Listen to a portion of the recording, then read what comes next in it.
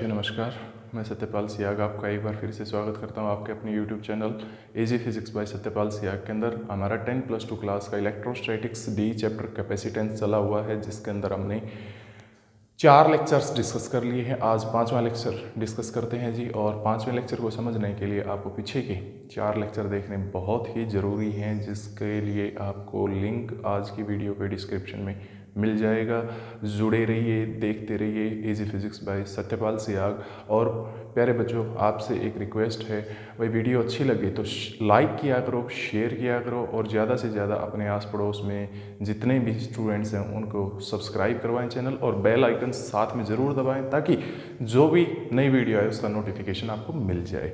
और कमेंट्स करके ज़रूर ये बताया कीजिए कि आपको वीडियो कैसी लगती है। अगर कोई कमी है तो वो भी बताइए, ताकि हम सुधार कर सकें और मॉडिफिकेशन जो है वो की जा सके, ताकि ज़्यादा से ज़्यादा जो स्टूडेंट्स हैं वो जुड़ सके हमारे साथ। तो आज इसी कड़ी में आगे बढ़ते हैं। Now we deal with dielectrics. Dielectrics क्या होते हैं, कैसे हम इनको समझेंगे, कितने प्रकार के होते हैं, ये सारा इस वीडियो के अंदर आज हम डील करने वाले हैं जी, डिस्कस करने वाले हैं।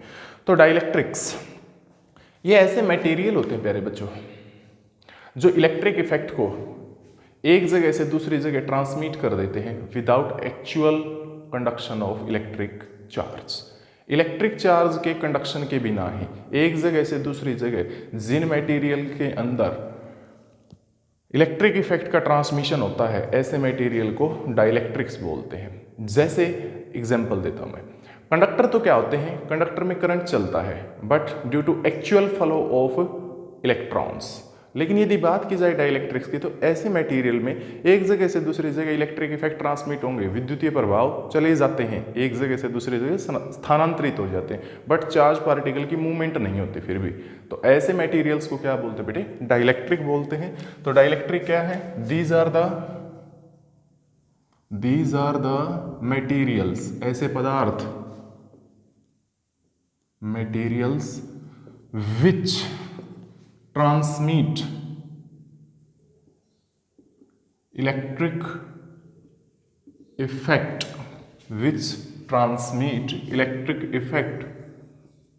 without actual motion of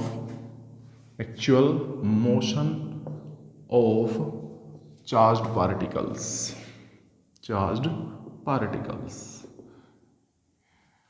ऐसे मटेरियल्स के अंदर चार्ज पार्टिकल्स का मोशन नहीं होता बेटे, लेकिन फिर भी ये इलेक्ट्रिक इफेक्ट्स को ट्रांसमिट कर देते हैं, अपने अंदर से पास करवा देते हैं, तो ऐसे मटेरियल को डाइलेक्ट्रिक बोलते हैं।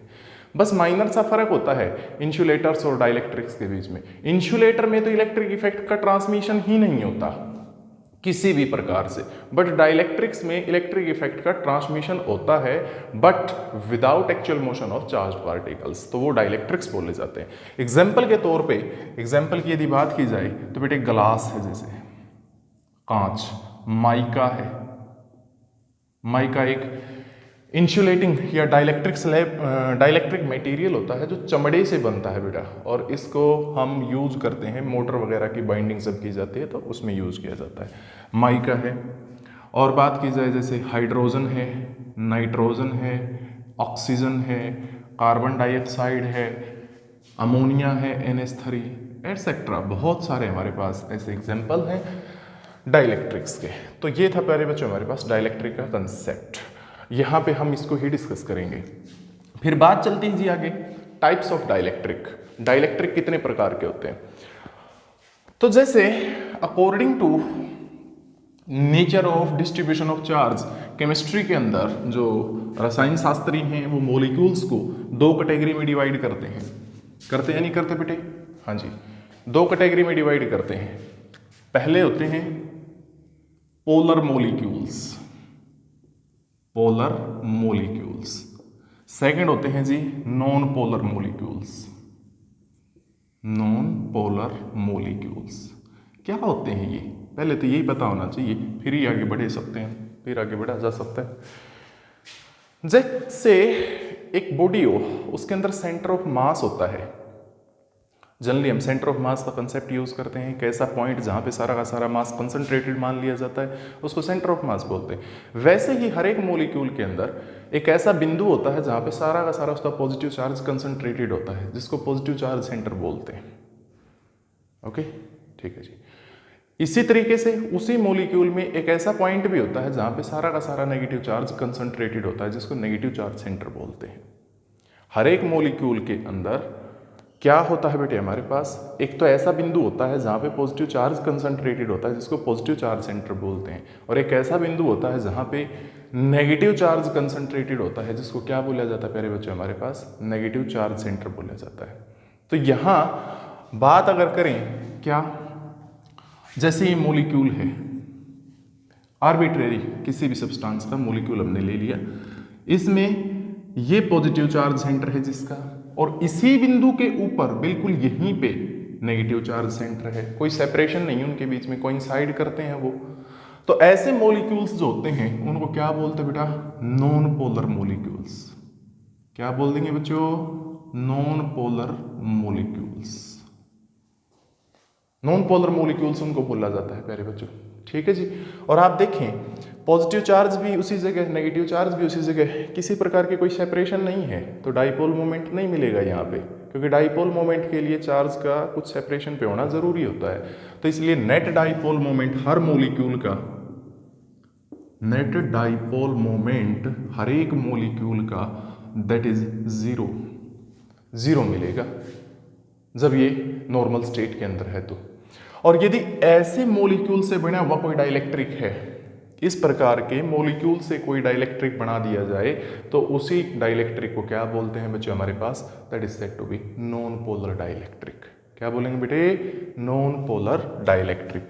फॉर एग्जाम्पल ये मैंने वो डाइलेक्ट्रिक ले लिया जो इन मॉलिक्यूल से मिलकर बना हुआ है, तो पॉजिटिव चार्ज सेंटर और नेगेटिव चार्ज सेंटर एक ही जगह पे है। तो ऐसे मॉलिक्यूल से मिलके बना हुआ जो भी डाइलेक्ट्रिक होगा, उसी डाइलेक्ट्रिक को हम क्या बोलेंगे बेटे, that is said to be, एक ही जगह पे बेटा ये पॉजिटिव चार्ज और नेगेटिव चार्ज सेंटर। तो ऐसा जो डाइलेक्ट्रिक होता है उसको क्या बोलेंगे फिर हम, non polar dielectric. Non polar dielectric. गौर करने की बात क्या, गौर करने की बात यह है कि जब हमारे पास नॉर्मल स्टेट हो तो हर एक मॉलिक्यूल का खुद का डाइपोल मोमेंट जीरो है, इसका भी जीरो, इसका भी जीरो, इसका भी जीरो, इसका भी जीरो, इसका भी, सभी का जीरो। तो जीरो प्लस जीरो ऐड करते जाएंगे तो भी जीरो। तो इसलिए नॉन पोलर डाइलेक्ट्रिक का नॉर्मल स्टेट में, मीन्स जब उसके साथ कोई छेड़खानी ना की जाए, तो नॉर्मल स्टेट में नेट डाइपोल मोमेंट जो मिलेगा वो जीरो होगा जी। क्या आएगा बेटे, जीरो। ठीक बात है, ओके। सेकेंड आते हैं पोलर मॉलिक्यूल्स क्या होंगे। ऐसे मॉलिक्यूल्स जिनके अंदर पॉजिटिव चार्ज सेंटर और नेगेटिव चार्ज सेंटर कोइंसाइड नहीं करते, अलग अलग जगह के ऊपर होते हैं। फॉर एग्जांपल ये एक मॉलिक्यूल है, इसमें पॉजिटिव चार्ज तो यहाँ पे कंसंट्रेटेड है और नेगेटिव चार्ज इस बिंदु पे कंसंट्रेटेड है, तो ये सेंटर अलग अलग लोकेशन पे है। ऐसे मॉलिक्यूल्स को क्या नाम दिया जाता है, पोलर मॉलिक्यूल्स बोलते हैं। अब देखना, ये पॉजिटिव चार्ज इतना ही, यहाँ पे नेगेटिव चार्ज और बीच में कुछ सेपरेशन है, तो हर एक मॉलिक्यूल का अपना खुद का डाइपोल मोमेंट होता है। परमानेंट डाइपोल मोमेंट होगा हर मॉलिक्यूल के पास, परमानेंट डाइपोल मोमेंट होगा जी हर मॉलिक्यूल के पास खुद का। यदि ऐसे मॉलिक्यूल्स को लेके कोई डाइलेक्ट्रिक बना दिया जाए, तो उस डाइलेक्ट्रिक को क्या बोलते हैं प्यारे बच्चों, that is said to be polar dielectric. क्या बोलेंगे बेटा उसको, पोलर डाइलेक्ट्रिक। ऐसे मॉलिक्यूल से बना हुआ जो डाइलेक्ट्रिक होगा that is said to be polar dielectric. अब यहाँ पे मैंने ये अरेंज कर दिए पोलर डाइलेक्ट्रिक बनाने के लिए। तो ये कैसे अरेंज होंगे, जब नॉर्मल स्टेट में आप इनको अरेंज करेंगे तो आप ये पाओगे ये रेंडमली इस तरीके से बिखरे मिलेंगे, कोई इस डायरेक्शन में यूं है, कोई यूं है, इस तरीके से रेंडमली अस्त व्यस्त ये मिलेंगे।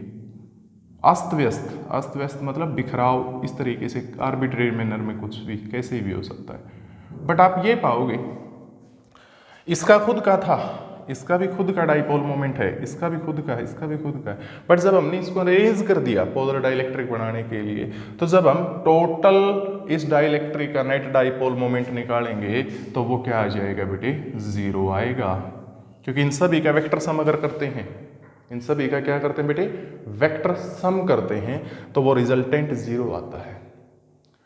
तो दो बातें गौर करने की है, वो ये नॉन पोलर मॉलिक्यूल का खुद का जो डाइपोल मोमेंट होता है हर एक मॉलिक्यूल का वो 0 मिलता है हमेशा, और उससे बने हुए डाइलेक्ट्रिक का नॉर्मल स्टेट में भी डाइपोल मोमेंट 0 मिलेगा। यदि पोलर मॉलिक्यूल है तो हर मॉलिक्यूल का अपना खुद का परमानेंट डाइपोल मोमेंट होता है, बट यदि उनकी हेल्प से कोई डाइलेक्ट्रिक बना दे और उसको रख दें तो नॉर्मल स्टेट में उस डाइलेक्ट्रिक का डाइपोल मोमेंट 0 मिलेगा, क्योंकि वो रेंडमली ओरिएंटेड होते हैं और उन सभी का रिजल्टेंट यदि निकालते हैं, वेक्टर सम निकालते हैं डाइपोल मोमेंट्स का, तो वो 0 आता है। अब सिचुएशन आगे बढ़ती है। सिचुएशन कैसे आगे बढ़ाएं? ये तो नॉर्मल स्टेट पढ़ रही थी। यदि अब इनके साथ कुछ छेड़खानी कर दें, कुछ हलचल कर दें इनके साथ, हम किस तरीके से, इनके ऊपर इलेक्ट्रिक फील्ड अप्लाई कर दीजिए। ये तो पोलर डाइलेक्ट्रिक है ये वाला तो, और ये क्या है बेटे हमारे पास नॉन पोलर डाइलेक्ट्रिक है, एनपीडी कह सकते हैं सिंपली। इस पे इलेक्ट्रिक फील्ड अप्लाई कीजिए, आप इसको छोड़ दें एक बार, इस पे अप्लाई कीजिए। आपने मान लिया इस डायरेक्शन में बाहर से इलेक्ट्रिक फील्ड अप्लाई कर दिया और वो इलेक्ट्रिक फील्ड ई नोट है। इलेक्ट्रिक फील्ड अगर इस पे अप्लाई करेंगे तो ये पॉजिटिव चार्ज सेंटर को तो रिपेल करेगा, उस पर फोर्स लगा के धकेलने की कोशिश करेगा, और जो फोर्स की डायरेक्शन होगी पॉजिटिव चार्ज सेंटर पे वो उसी तरफ होगी जिस तरफ इलेक्ट्रिक फील्ड है। नेगेटिव चार्ज सेंटर को ये अट्रैक्ट करेगा, क्योंकि नेगेटिव चार्ज को इलेक्ट्रिक फील्ड हमेशा अट्रैक्ट करता है, यानी फोर्स लगाता है उसके ऊपर in the direction opposite to the electric field. Okay, तो सिचुएशन ये थी, पहले पॉजिटिव चार्ज सेंटर और नेगेटिव चार्ज सेंटर एक ही बिंदु पे है इसमें, बट अब इलेक्ट्रिक फील्ड जैसे अप्लाई करेंगे तो नेगेटिव चार्ज सेंटर तो इस तरफ मूव करेगा और पॉजिटिव चार्ज सेंटर इस तरफ मूव करेगा। ओके, हाँ जी, तो ये क्या हो जाएंगे बेटे, अलग अलग पोजीशन पे हो जाएंगे। सिचुएशन ये मिलेगी आपको, अब इलेक्ट्रिक फील्ड अप्लाई करने के बाद कुछ यूं पाओगे आप कि ये जो फेस है हमारा, ये फेस जो दिखाई देता है इस डाइलेक्ट्रिक का, इस पे यूं नेगेटिव चार्ज की एक लेयर बनेगी, क्योंकि नेगेटिव चार्ज इस तरफ है और पॉजिटिव चार्ज उस तरफ चला गया। बीच में जो मॉलिक्यूल होंगे उनके साथ भी यही सिचुएशन मिलेगी, उनका नेगेटिव चार्ज सेंटर तो इस तरफ मिलेगा, पॉजिटिव चार्ज सेंटर इस तरफ। यहाँ भी वही सिचुएशन होगी, negative positive negative positive negative positive negative positive. तो अब देखिए, जो ये फेस था हमारा डाइलेक्ट्रिक का, जैसे मान लेते हैं ये वो डाइलेक्ट्रिक है, ये वो डाइलेक्ट्रिक था, तो इस फेस पे आप ये पाओगे एक नेट नेगेटिव चार्ज की लेयर बन चुकी है, और इस फेस पे आप ये पाएंगे एक नेट पॉजिटिव चार्ज की लेयर बन चुकी है। तो मीन्स यहाँ जितना नेगेटिव चार्ज इतना ही इस फेस पे पॉजिटिव चार्ज, और बीच में सेपरेशन। तो ये तो फिर क्या बन जाएगा, एक डाइपोल बन जाएगा जिसका डाइपोल मोमेंट भी होगा।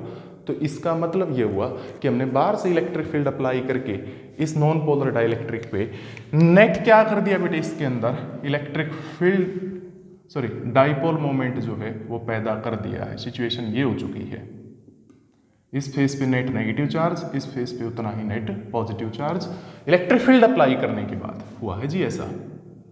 तो क्या होगा प्यारे बच्चों, इसमें एक नेट डाइपोल मोमेंट इंड्यूस हो गया। अब क्या हो गया बेटे, नेट डाइपोल मोमेंट इंड्यूस हो जाता है, और साथ में नेट इलेक्ट्रिक फील्ड भी इंड्यूस होगा, जो किस तरफ है, पॉजिटिव से नेगेटिव इस तरफ। और जो इंड्यूस्ड इलेक्ट्रिक फील्ड है उसको ईपी से लिख लेते हैं। किससे लिखेंगे बेटे, ईपी से, और वो ईपी अपोजिट है to the applied electric field.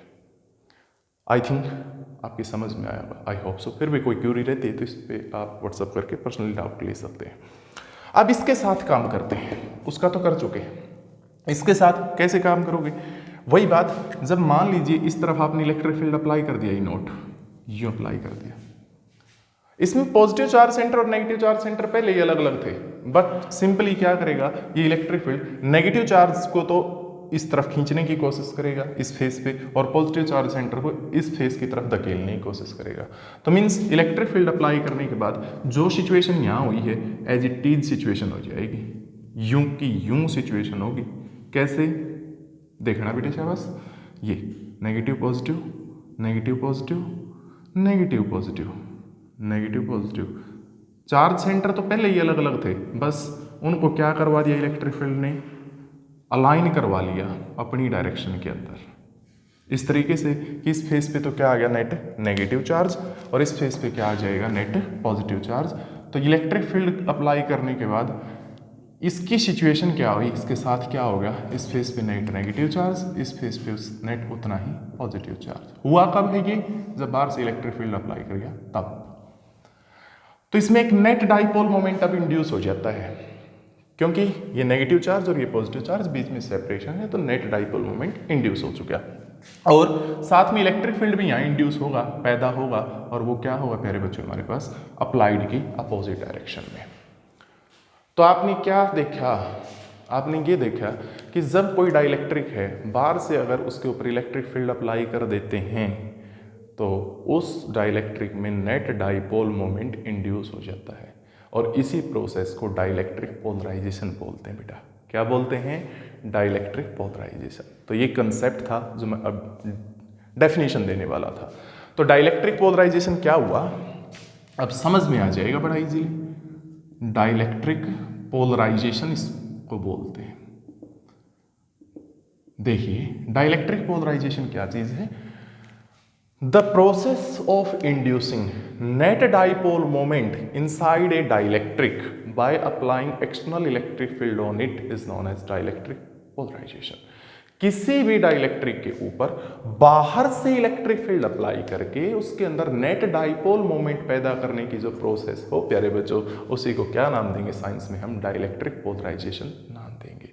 और इसमें आपने देखा कि नेट मूवमेंट नहीं हुई चार्ज पार्टिकल्स की, बस क्या हुई है, उनकी केवल और केवल अलाइनमेंट्स हुई हैं। यहाँ पे नेट नेगेटिव चार्ज आ गया, इस फेस पे नेट पॉजिटिव चार्ज आ गया, पहले ये न्यूट्रल पड़े हुए थे। तो इस तरीके से जो चार्ज पैदा हुआ है, जो चार्ज पैदा हुआ इस फेस पे और इस फेस पे, that is said to be charge induced by polarisation. और ये चार्ज जो पैदा हुआ उस प्रोसेस को क्या नाम देंगे बेटे, पोलराइजेशन का नाम देंगे। क्योंकि चार मेथड शुरू के लेक्चर में मैंने बताए थे चार्ज को पैदा करने के। सबसे पहला फ्रिक्शन, दूसरा है कंडक्शन, तीसरा है इंडक्शन और चौथा है जी पोलराइजेशन। ये पोलराइजेशन यही था। ओके, तो अब सॉरी, यहाँ पे हम कुछ डेफिनेशंस पढ़ेंगे मेरे बच्चों डाइलेक्ट्रिक पोलराइजेशन से रिलेटेड। कुछ टर्म्स आएंगी जो कि बहुत ज़्यादा इंपॉर्टेंट है आपके knowledge point of view as well as competitive point of view. तो आई थिंक डाइलेक्ट्रिक पोलराइजेशन का कंसेप्ट समझ में आ चुका है आप लोगों को। क्या किसी भी डाइलेक्ट्रिक के ऊपर बाहर से इलेक्ट्रिक फील्ड अप्लाई करके उसके अंदर नेट डाइपोल मोमेंट पैदा करने की जो प्रोसेस उसको डाइलेक्ट्रिक पोलराइजेशन बोला जाता है। तो अब यहाँ पे सबसे पहली डेफिनेशन आती है डाइलेक्ट्रिक कांस्टेंट की। दोबारा से पढ़ेंगे हम इसको। यहाँ पे डाइलेक्ट्रिक कांस्टेंट कैसे डिफाइन किया जाएगा, रिपीट करेंगे यहाँ पे। सपोज जैसे एक डाइलेक्ट्रिक था, एक डाइलेक्ट्रिक स्लैब मान लेते हैं, सिल्ली मान लेते हैं डाइलेक्ट्रिक की बनी हुई। हमने क्या कर दिया प्यारे बच्चों, इस तरफ इस पे बाहर से इलेक्ट्रिक फील्ड अप्लाई कर दिया और जो हमने अप्लाई किया वो ई नोट है, जिसकी वजह से इस फेस पे नेट नेगेटिव चार्ज आ जाएगा और इस फेस के ऊपर क्या आ जाएगा बेटे, नेट पॉजिटिव चार्ज आएगा। और जो ये चार्ज पैदा हुआ है इन फेसेस पे that is said to be charged induced by polarisation. अब इसमें स्लैब के अंदर डाइलेक्ट्रिक के अंदर नेट इलेक्ट्रिक फील्ड पैदा हुआ और वो इलेक्ट्रिक फील्ड जो पैदा हुआ है इंड्यूस्ड इलेक्ट्रिक फील्ड ईपी बोल दिया जाएगा। अप्लाइड इस तरफ है, जो इंड्यूस हुआ वो अपोजिट है, तो दोनों की डायरेक्शन एक दूसरे के अपोजिट। और यदि नेट इलेक्ट्रिक फील्ड इसमें निकालें, नेट इलेक्ट्रिक फील्ड वो आएगा applied minus induced.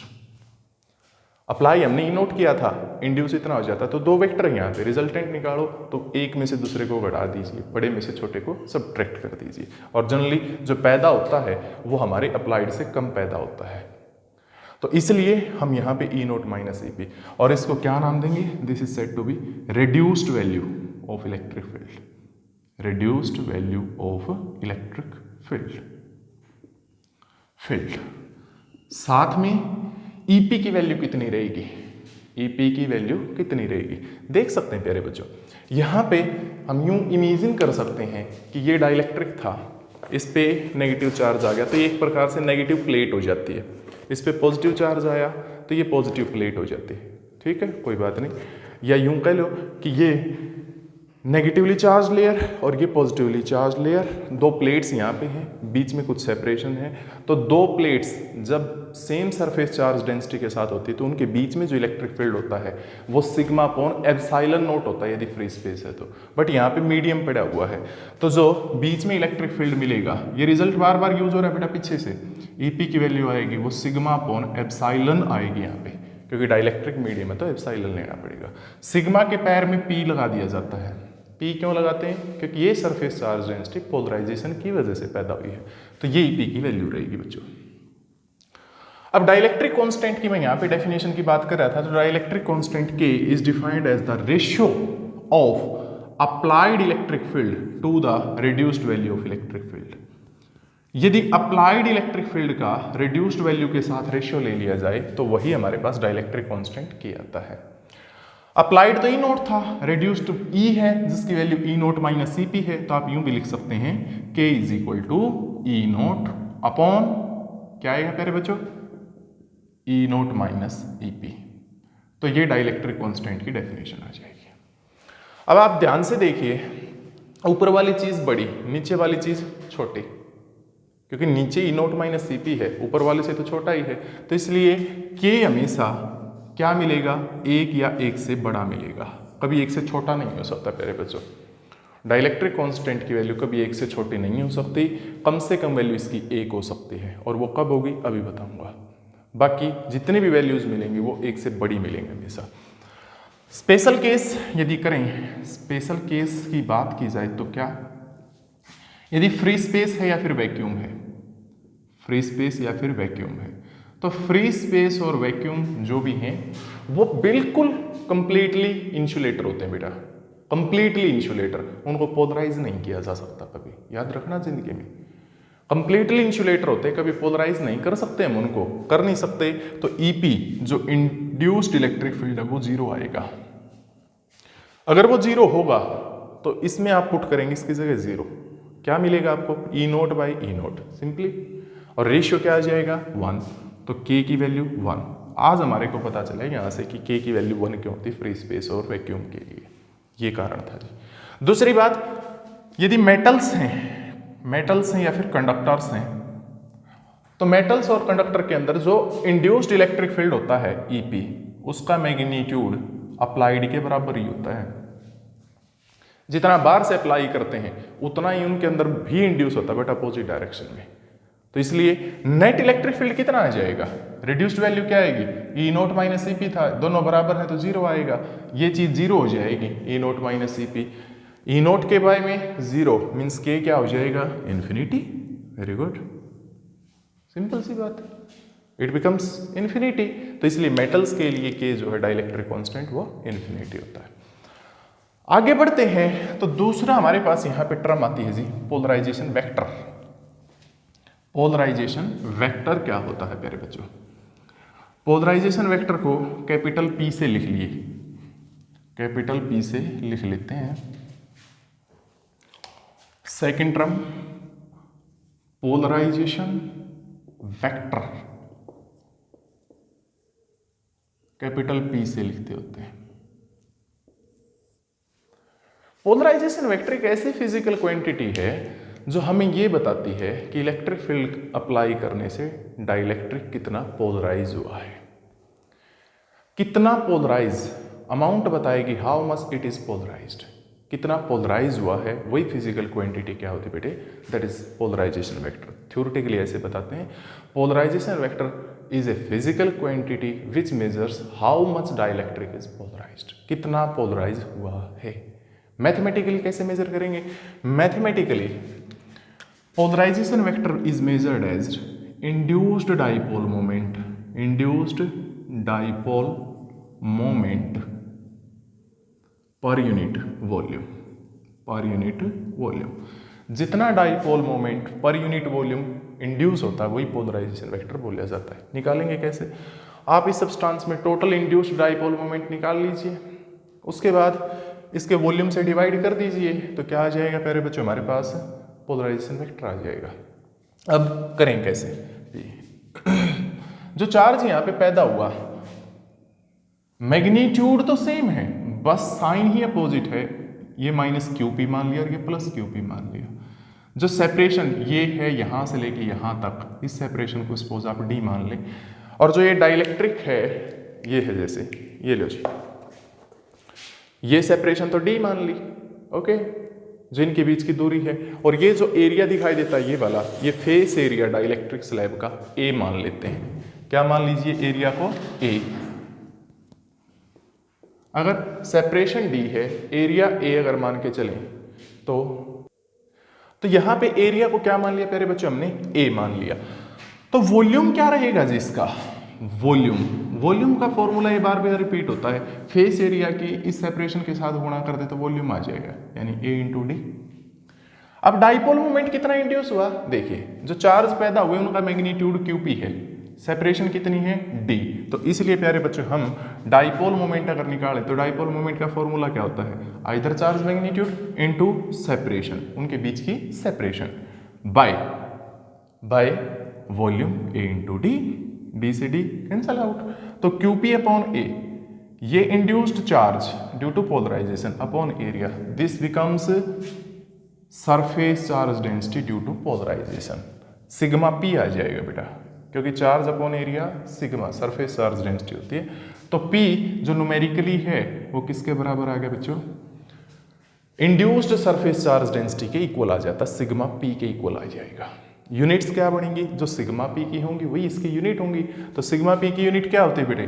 Coulomb per metre square, तो इसलिए इसकी ऐसा यूनिट है coulomb per metre square. Nature एक वेक्टर क्वांटिटी होती है, और जो डायरेक्शन डाइपोल मोमेंट की होगी वही पोलराइजेशन वेक्टर की भी होगी। डाइपोल मोमेंट कहां से कहां होता है प्यारे बच्चों? कहां से कहां? नेगेटिव चार्ज से पॉजिटिव चार्ज की तरफ, बताया गया है बार बार, नेगेटिव चार्ज से पॉजिटिव चार्ज की तरफ। तो ये पोलराइजेशन वेक्टर की डायरेक्शन होगी, और साथ में मैग्नीट्यूड उसका सरफेस चार्ज डेंसिटी के इक्वल होगा। तो ये था प्यारे बच्चों हमारे पास पोलराइजेशन वेक्टर का कंसेप्ट। इसके बाद आता है बेटे electric susceptibility. Electric susceptibility, next हमारे पास एक टर्म है इलेक्ट्रिक ससेप्टिबिलिटी। तीसरी इलेक्ट्रिक ससेप्टिबिलिटी, जिसको हम लिखते हैं चाई ई से। ये चाई होता है बेटा, ग्रीक लेटर, और सफिक्स यहाँ पे ई यूज किया जाता है क्योंकि इलेक्ट्रिक ससेप्टिबिलिटी है इसलिए। तो इलेक्ट्रिक ससेप्टिबिलिटी क्या चीज है? ये ऐसी फिजिकल क्वांटिटी होती है जो ये बताती है कि हाउ इजीली इस डाइलेक्ट्रिक कैन बी पोलराइज्ड, कितना इजीली आप उसको पोलराइज कर पाए, कितना आसानी से आप उसको पोलराइज कर पाए, उसको बताने वाली जो फिजिकल क्वांटिटी है वो इलेक्ट्रिक ससेप्टिबिलिटी बोली जाती है बेटा। पोलराइजेशन वेक्टर ने क्या बताया था? हाउ मच, कितना पोलराइज हुआ है, कितना पोलराइज हुआ, अमाउंट बताई उसने, और ये बताएगा कितना इजीली पोलराइज होगा, कितना आसानी से, हाउ इजीली, इजीनेस बताएगा बेटा हमारे को। तो अब इसको मैथमेटिकली कैसे मापेंगे? इट इज फाउंड दैट, ये पाया गया कि जो पोलराइजेशन वेक्टर है बेटे P, polarisation vector P, it is directly proportional to reduced value of electric field. Polarisation vector P is directly proportional to reduced value of electric field. तो इसलिए जब प्रोपोर्शनलिटी को इक्वलिटी में बदलते हैं तो कांस्टेंट आ जाता है चाई ई, साथ में आता है एप्सिलॉन। यहां पे प्रोपोर्शनलिटी को जब इक्वलिटी में बदला तो ये पूरी चीज इन्वॉल्व होती है कांस्टेंट के तौर पे, चाई ई और साथ में एप्सिलॉन। एप्सिलॉन क्यों यूज करते हैं? ताकि दोनों तरफ के डायमेंशन बराबर हो जाएं और चाई जो है वो बिना डायमेंशन का बच जाए हमारे पास, यूनिटलेस और विदाउट डायमेंशन। तो इसलिए एप्सिलॉन यहाँ पे इन्वॉल्व किया जाता है। तो यहाँ से जो ये चाई ई आया है कांस्टेंट के तौर पे, that is said to be electric susceptibility. तो आप कैसे बताएंगे? Polarisation vector is found to be directly proportional to reduced value of electric field. जब प्रोपोर्शनलिटी इक्वलिटी में बदल दिया तो कांस्टेंट यहाँ पे इन्वॉल्व हुआ इस इक्वेशन में, चाई E, where chi E is known as electric susceptibility. ये एक प्योर नंबर होता है बच्चों, प्योर नंबर, ना तो इसकी कोई SI यूनिट होती, ना ही इसके कोई डायमेंशंस होते। It is a pure number without SI unit and without dimensions.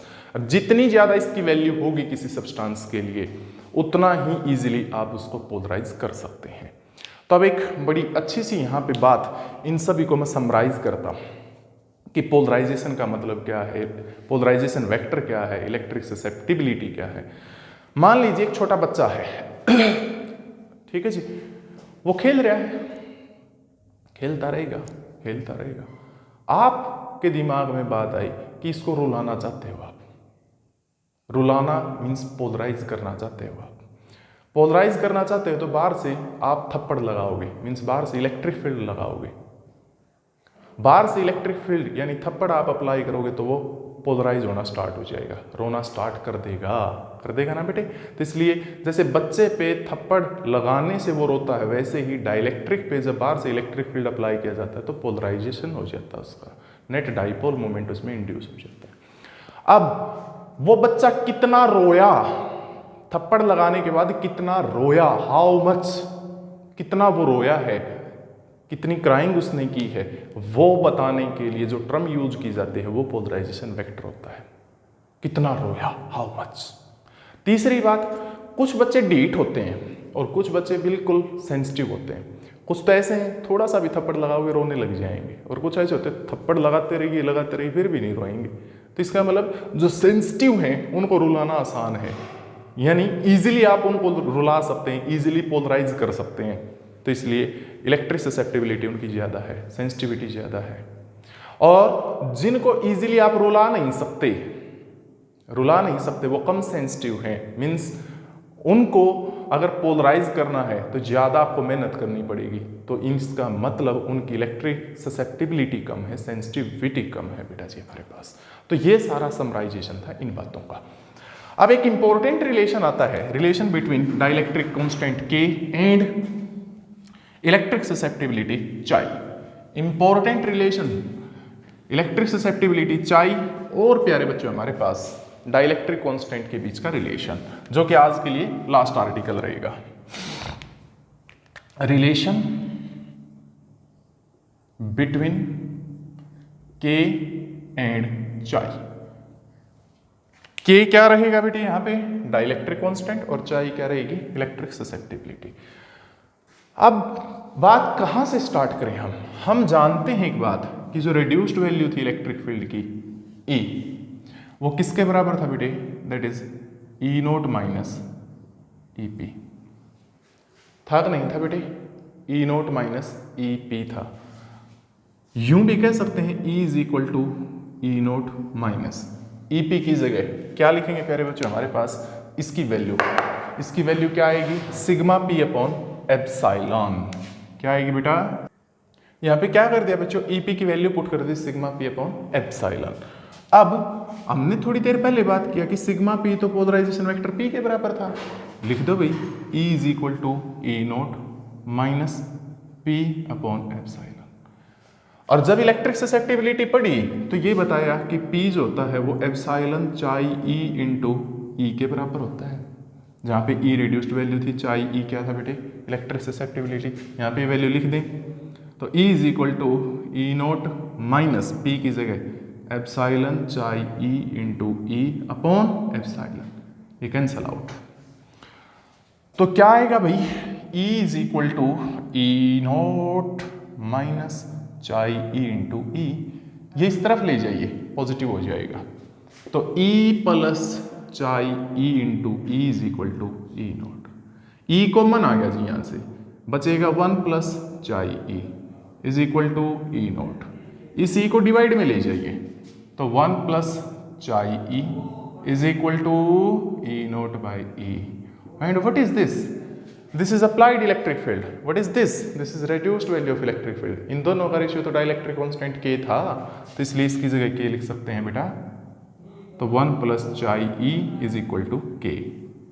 This is the relation किस के बीच, डाइलेक्ट्रिक कांस्टेंट और इलेक्ट्रिक ससेप्टिबिलिटी के बीच। स्पेशल केस अब यहाँ पे मैं रिपीट करूंगा थोड़े से दो स्पेशल केस।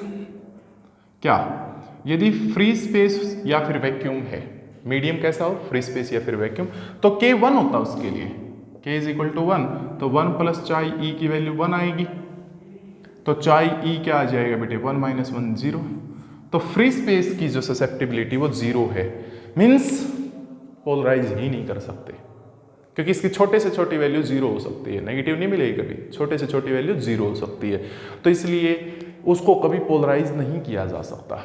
और यदि सेकंड बात करें मेटल्स की, तो मेटल्स के लिए k इन्फिनिटी होता है, और जैसे ही k इन्फिनिटी हो जाएगा तो ये इन्फिनिटी, 1 प्लस साइज इन्फिनिटी, तो हम ये बोलेंगे कि चाई ई जो है वो भी इन्फिनिटी है, यानी बहुत ज़्यादा सेंसिटिव ये है, इनफाइनाइटली सेंसिटिविटी उनकी है, तो मीन्स उनको पोलराइज करना बिल्कुल आसान है, बिल्कुल आसान, उनसे आसान किसी को भी पोलराइज करना हो ही नहीं सकता। तो सबसे मुश्किल किसको है, फ्री स्पेस को, और सबसे इजीली किसको पोलराइज कर सकते हैं, मेटल्स को। तो ये था बेटे आज के लेक्चर का हमारा सारा का सारा निचोड़। तो आपने अंत तक वीडियो देखी, इसके लिए आपका तहे दिल से धन्यवाद। ज़्यादा से ज़्यादा शेयर कीजिए, लाइक कीजिए, चैनल को सब्सक्राइब कीजिए। Thanks a lot once again for watching the video. मिलते हैं नेक्स्ट लेक्चर के अंदर।